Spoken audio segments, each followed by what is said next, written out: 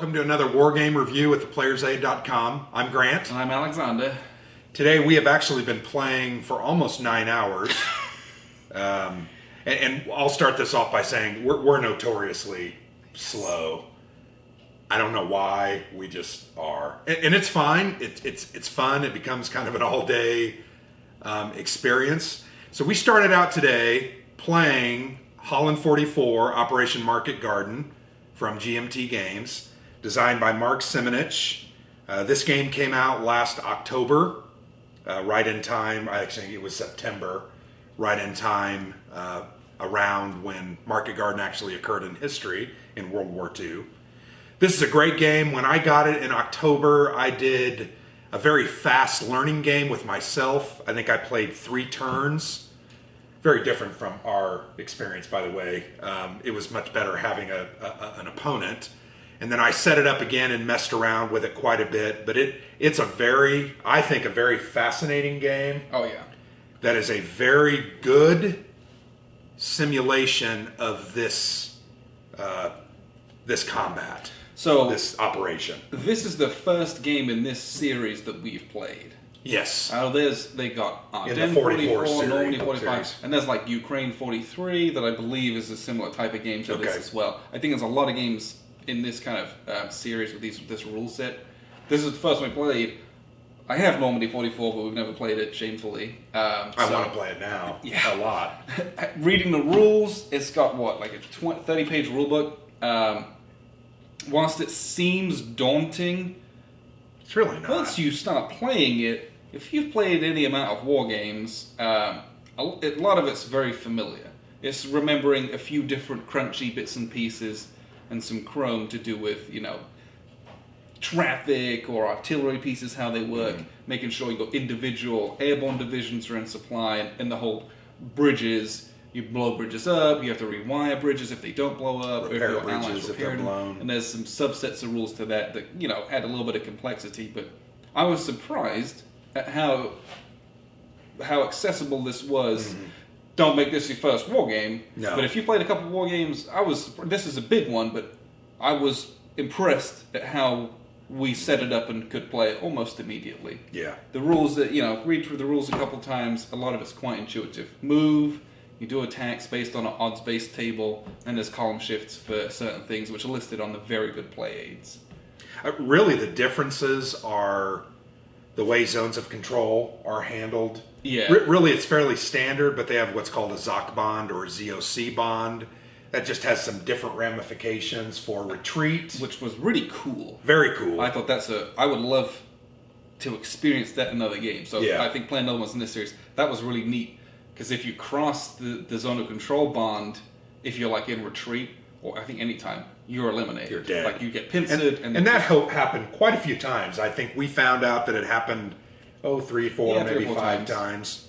So that's kind of a similarity, but it expands upon that and creates a new way to, not a new way, because once again, it's in Ardennes 44, Normandy 44. But we'd never experiered that. Right. So I thought We that haven't was played neat. those. Normally they just gum you up and you can't move through them. But this is just like you're eliminated. If Right. you're forced to retreat. I thought it was really fun. And so it made you think about spreading your troops out in a certain way to make chains of those, and keeping at least somewhat of a formation, which was really neat. Instead of making a line of troops, you could spread that line out. Yeah. And then do some flanking maneuvers and really, really kind of hurt the enemy in certain ways. Yeah, I found myself a lot trying to figure out how I could position my troops to, 1, make it so when you had to retreat, it would end up eliminating you, and 2, it allowed me to expand my perimeters to control certain areas because of those ZOC bonds, which I thought was cool. They also had some infiltration movement, particularly in wooded hexes, like a road going through a woods or in woods itself. If you have a couple units occupying an enemy unit, you nullify their zone of control. So you can sneak past them. And that was something I think at the very beginning at the Northern Bridge in Arnhem, I messed up, and I could have done that and gotten to the bridge more quickly. They also had a desperate defense, which I think is similar to Normandy 44 and Ardennes 44. where you can kind of say, nope, I'm not leaving this space. You have a table, and you're going to roll. You're going to get some modifiers, and you can end up actually keeping the hex and eliminating enemy units. Yeah, it's your last clinging on for dear life, an extra die roll, which is a risky one. Sometimes it does nothing, and you've just got to accept your normal CRT results.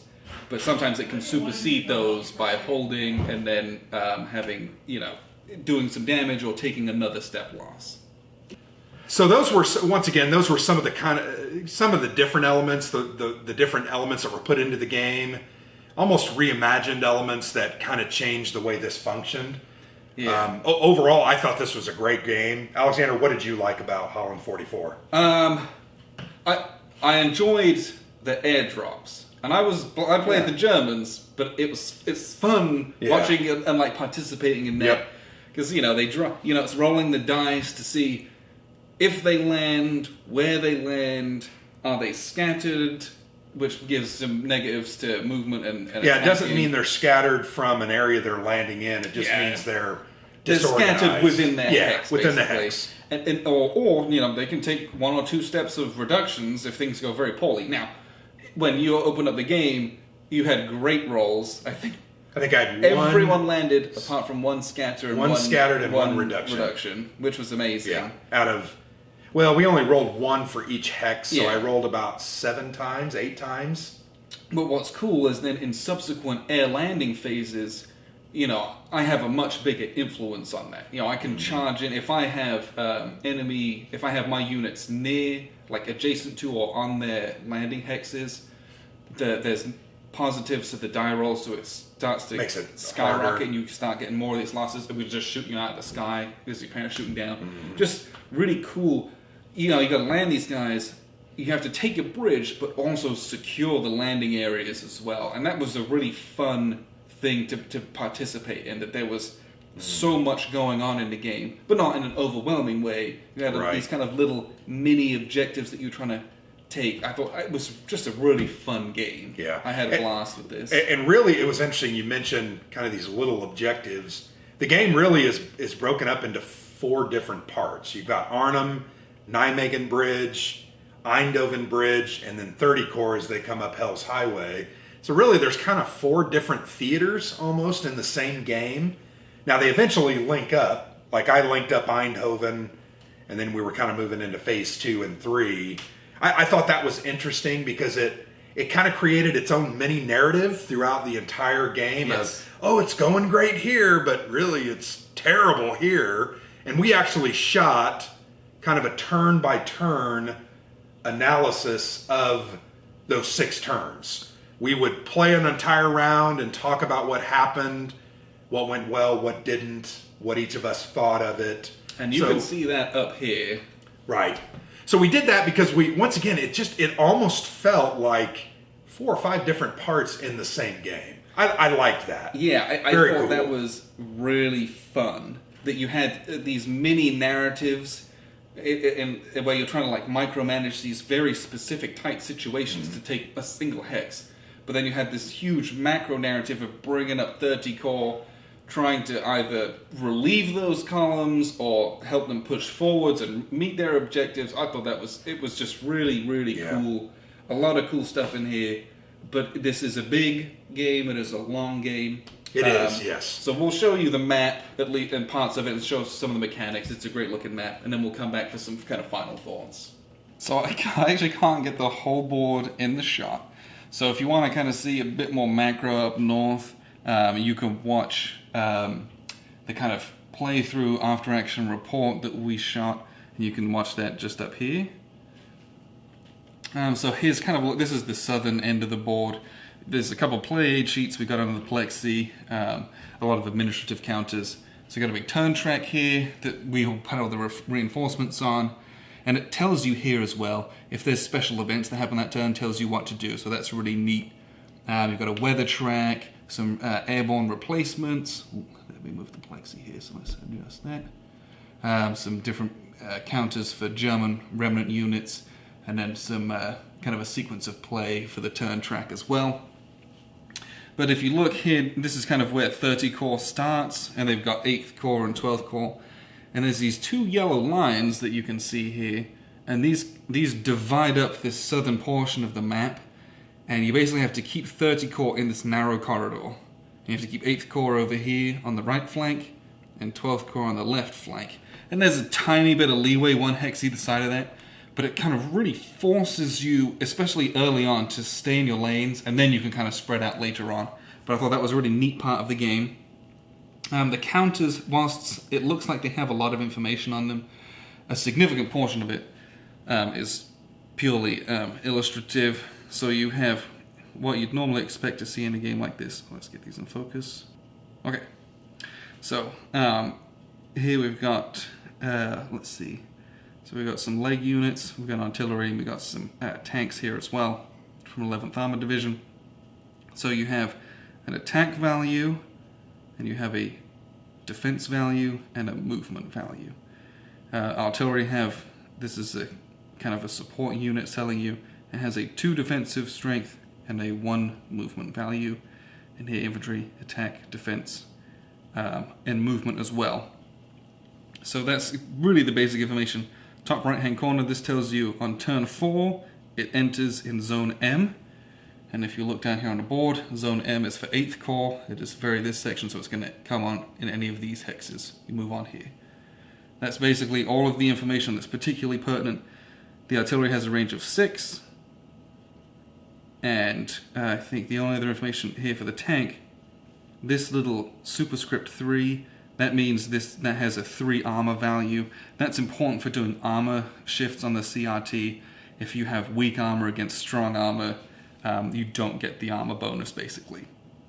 So when you have Shermans like this, there are 3, and they're going up, for example, against a Panther tank, which has a value of 4. You're not going to get an armor shift when you're attacking this guy because he's too strong. I think the other information that's important here is this number here, this white number on a black background. This tells you this is a 3-step unit. So you have 3-step, 2-step, and if this gets reduced, you put on a remnant unit a single 1-step unit. So they got 3 steps. So it's hard to kill these guys. This is a 1-step artillery unit, 3-step tank, 2-step German tank. So they got another step, and then this is gone. To do combat, you simply add up your values. So let's say these 2 allied units are going to attack.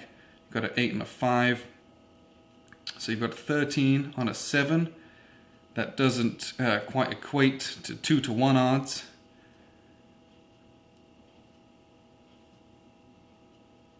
Let's just make sure you can see those. There you go. And so you do odds-based combat because you have, there's no armor shift because, like we said, this armor is stronger than this one. But if I've got artillery in support, I can fire my artillery. It goes to its fired side. That adds a column shift. And there are some other bonuses that you get. I'll show you real quick. Let's see, we've got some 101st Airborne. This little red factor here means that if these guys attack, they get a column shift to the right because they're elite. Red is elite, as opposed to, let's find one. I got plenty of them. Here you go. So here's this German unit here. These guys have a white background. That's a low quality. So they actually have a negative column shift or a positive column shift for the attacker. So if you have both of these,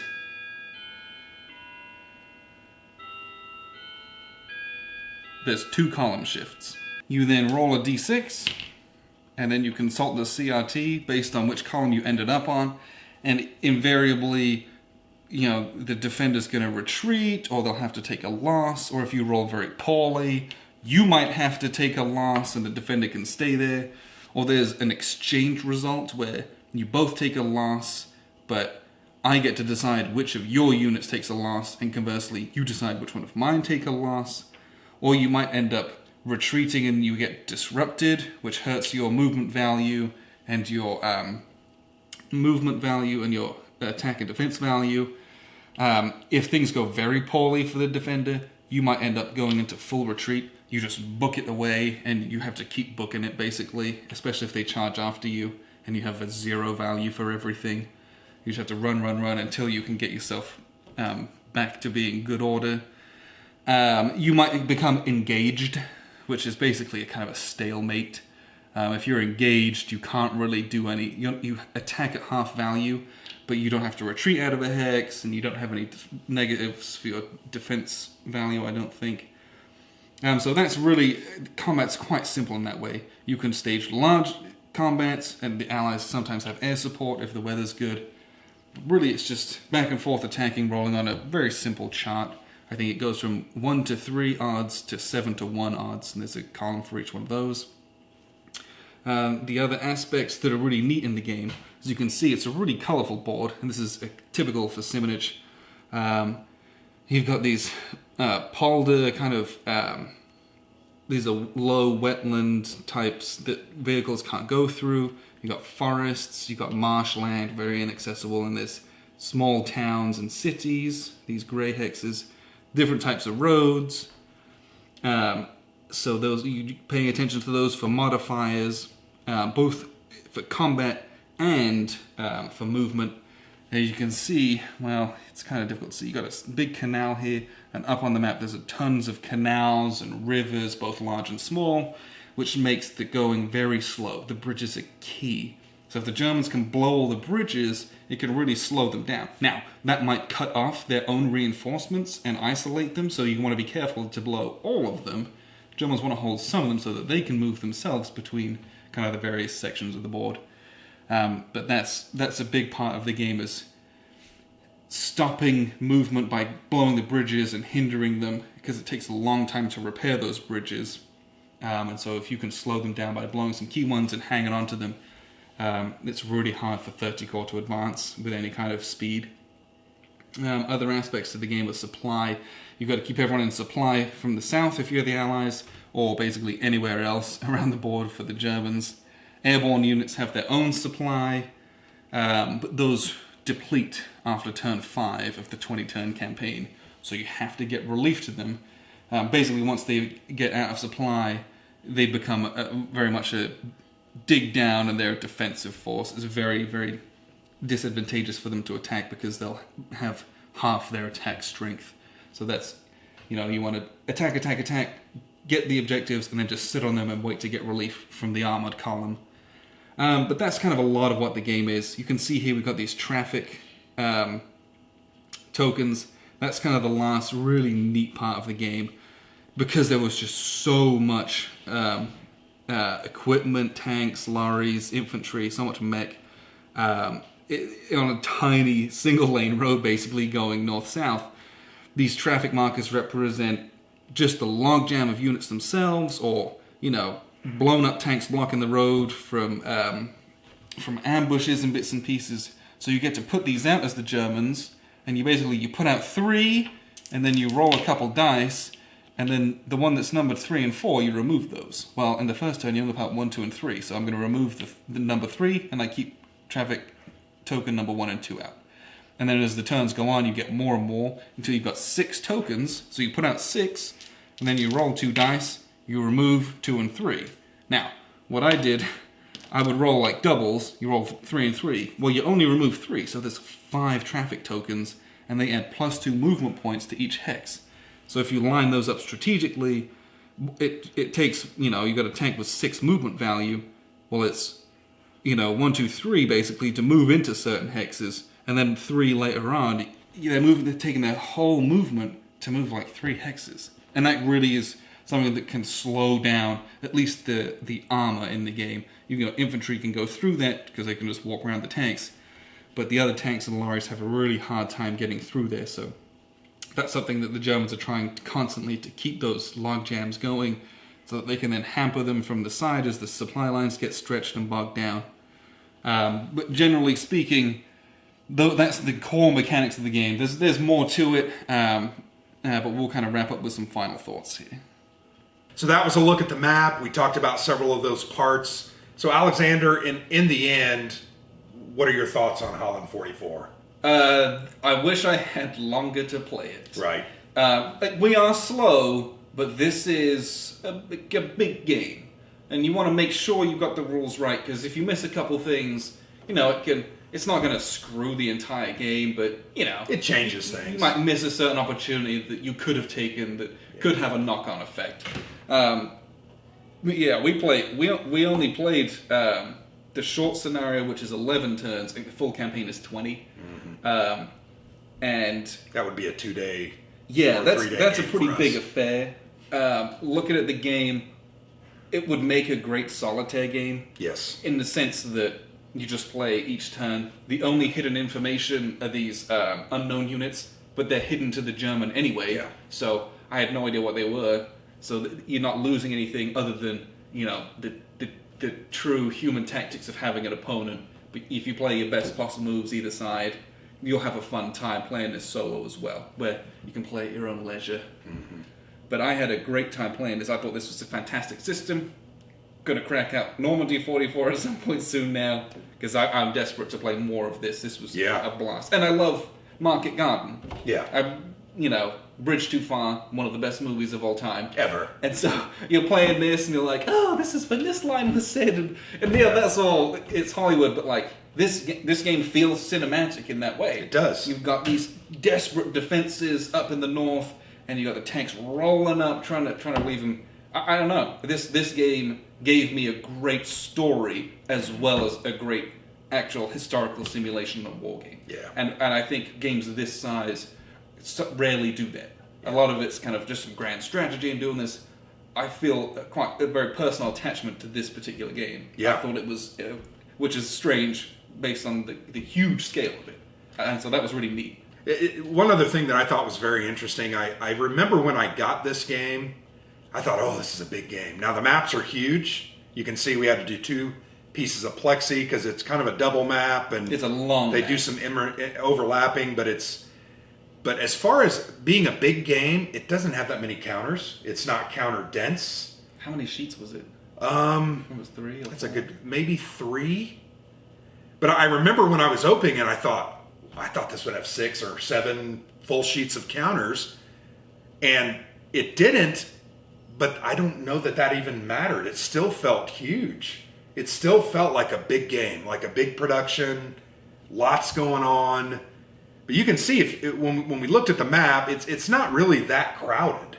Well, so I like that. The basically 2 unit stacking limit, which like at max spreads 3, that out. That really helps. Yeah. So you don't get mountainous stacks. You get a couple of administrative counters, but it's not. I love a game that has low counter density within stacks, and this fills into that category for me. And it feels grand, but it is not overwhelming. No. And I think that is a credit to the design. Yeah. Absolutely. And I guess that's what I was trying to say.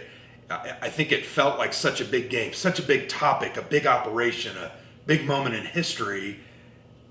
And then, man, it really isn't overwhelming. I think this is a very approachable game. No. And that to me is a sign of an excellent design. Yeah. Like this is... there are other Market Garden games, and we'll play them, but like, if you only had to have one, I don't know what I'm missing if this is the only one I ever play. It was a really, really fun good time.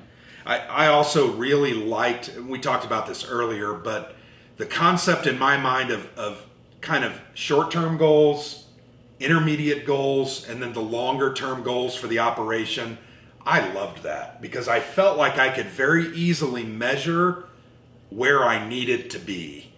Now, I failed that sometimes, and we had actually the historical... That was another cool thing. On the turn track, it would say in turn 5, historically, 30 Corps was at Eindhoven. And then you just weep. And then you're like, well, I'm only about 6 hexes away from there.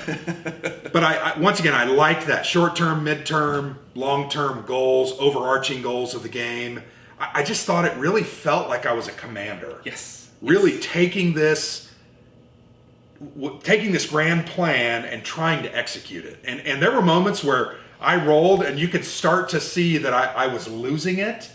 And I felt like, oh crap, it's going to be almost impossible now. And ultimately that's why at the end of round 6, I ended up conceding. 1, it's getting later in the day, and 2, I felt like we made some mistakes early on that I would love to do it again and correct. It was, not enough progress was made Yeah. for reasonably in 5 turns for you to get north of and I mentioned this, I don't know why.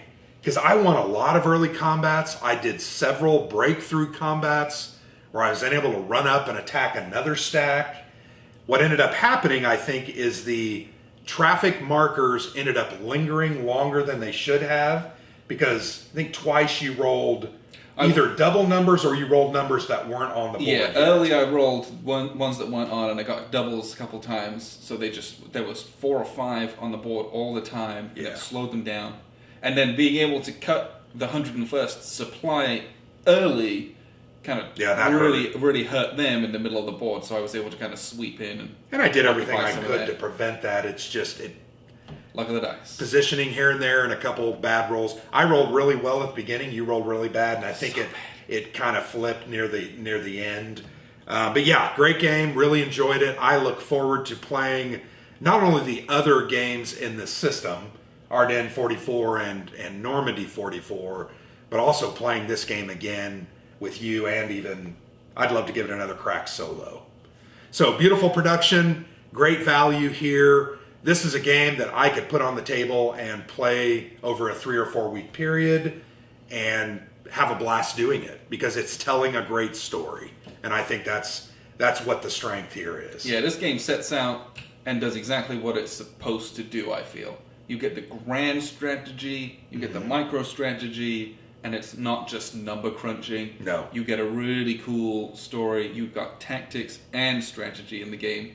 And I think that it really encapsulates Market Garden very well and does what it should do. So I think this is a great game. Yep. This is a keeper. And I put this on my top 10 games of 2017 because I had played myself. I had not played you, but I saw a lot of the great elements in it, and I knew that it was good. And I got that feeling from just those short plays that I had. Now that we've played a pretty long game, it's reinforced to me. This is a great game. I might have put this higher. But yeah, that's been Holland 44 from GMT Games. I've been Grant. And I've been Alexander. Thanks for watching.